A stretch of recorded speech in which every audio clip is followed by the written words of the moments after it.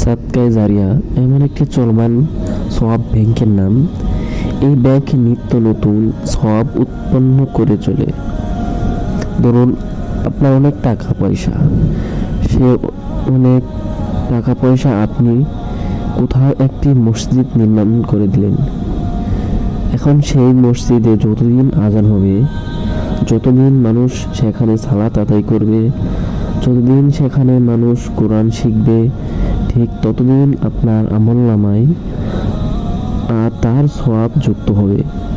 আপনি বেঁচে থাকা অবস্থায় এই সওয়াব তো পাবেনই, মারা যাওয়ার পরও এই সওয়াব আপনার আমলনামায় অনবরত যুক্ত হতে থাকবে।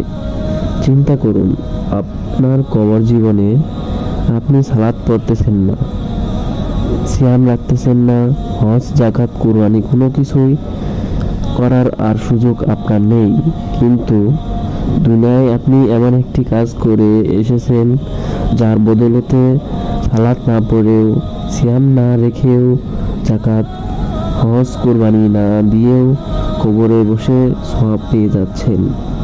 মসজিদ নির্মাণ ছাড়াও কূপ খনন, টিউবওয়েল বসানো, এমন কোথাও যদি কোনো ফলের গাছ লাগান, সেই গাছ থেকে যদি পথচারী এবং পশু পাখি ফলমূল খায়, তাহলে সেটাও আপনার জন্য সাদগায়ে জারিয়া হিসেবে গণ্য হবে।